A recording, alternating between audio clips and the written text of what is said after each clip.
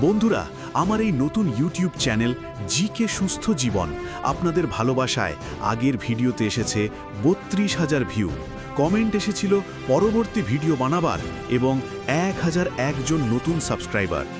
এই অর্জন আমার একার নয়, আপনাদের প্রত্যেকের হৃদয়। এবার আসছে নতুন চ্যালেঞ্জ। ১৫ই আগস্টের বিশেষ ভিডিও থেকে কজন সাবস্ক্রাইবার আসবে, এটা আমাদের সবার জন্য এক ধরনের প্রতিযোগিতা। আপনারা প্রত্যেকে কমেন্টে লিখে জানান এই ভিডিও থেকে কতজন নতুন সাবস্ক্রাইবার আসতে পারে। যারা আন্দাজ সবচেয়ে কাছাকাছি হবে তাকেই দেওয়া হবে স্পেশাল সম্মাননা। এটা শুধু একটা প্রতিযোগিতা নয়, এটা আমাদের পরিবারের ভালোবাসার হিসেব। চলুন দেখি এবারের ভিডিওতে আমাদের পরিবার কত বড় হয়। আমাদের স্লোগান, একসাথে শিখব, একসাথে এগোবো, একসাথে গড়ব সুন্দর ভবিষ্যৎ। তো চলুন পরবর্তী ভিডিও শুরু করা যাক।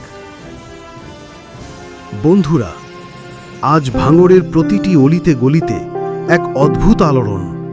লাখো মানুষের চোখে একটিই অপেক্ষা। আমাদের সাহসের প্রতীক আসছেন, আমাদের নওশাদ ভাইজান আসছেন। ধীরে ধীরে মঞ্চের দিকে এগিয়ে এলেন তিনি, মাথা নত করে জাতীয় পতাকার দিকে তাকালেন আর হাতে ধরে তুললেন তেরঙ্গা পতাকাটি। ঠিক সেই মুহূর্তে বাতাস যেন কেঁপে কেঁপে বলল, এই পতাকা শুধু কাপড় নয়, এ এক অমর কবিতা, যেখানে শহীদের রক্ত আর দুঃখের অশ্রুতে প্রতিটি রং আঁকা হয়েছে।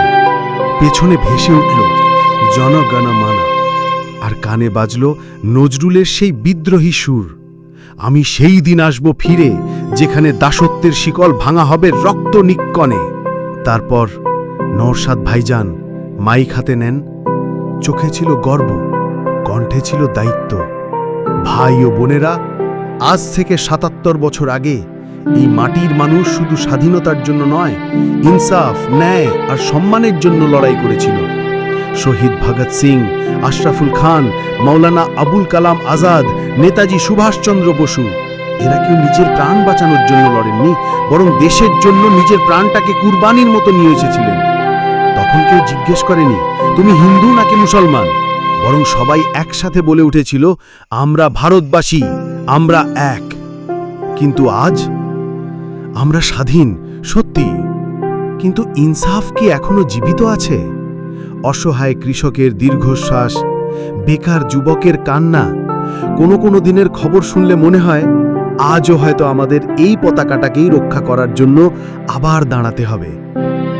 তাই আমি আপনাদের আহ্বান করছি, চলো শুধু 15ই আগস্ট নয়, প্রতিদিন এই তেরঙ্গার শিক্ষা স্মরণ করি। অন্যায়ের বিরুদ্ধে দৃঢ় হয়ে দাঁড়াই, গরিব ও মজলুমের পাশে দাঁড়াই। ধর্মের নামে নয়, ন্যায়ের নামে কথা বলি। কারণ এই দেশকে ভালোবাসা এটা শুধু অনুভূতি নয়, এটা আল্লাহর দেওয়া আমানতের হক। হিন্দু, মুসলিম, শিখ, খ্রিস্টান, আমরা যদি একসঙ্গে থাকি তবে এই পতাকা গর্ব করে মাথা উঁচু করে আকাশে উড়বে আর বাতাসও গেয়ে উঠবে, আমি ভারতের তরে প্রাণ দিলাম, আজাদি খোদার দান দিলাম।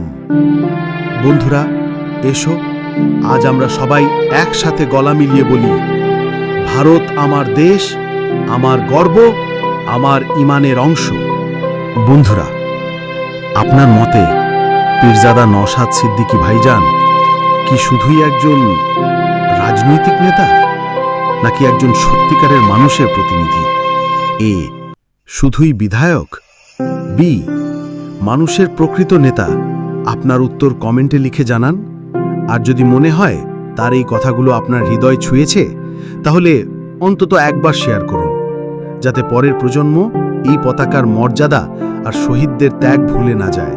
বন্ধুরা, একটা ছোট্ট ম্যাজিক ক্লিক আপনার হাতে। আপনি যদি বিধায়ক নওশাদ সিদ্দিকী ভাইজানকে ভালোবাসেন, তাহলে এই ভিডিওতে একটা শেয়ার করে দিন, একটা লাইক দিন। আর যদি সত্যিই মন থেকে চান ওনার পাশে থাকতে, তাহলে সঙ্গে সঙ্গে সাবস্ক্রাইব বাটনে ক্লিক করে দিন। কে জানে, হয়তো এই আপনার ক্লিকটাই হয়ে যাবে আমাদের পরের বড় ম্যাজিক। নতুন হাজারো মানুষের কাছে পৌঁছে যাবে আমাদের ভাইজানের কথা।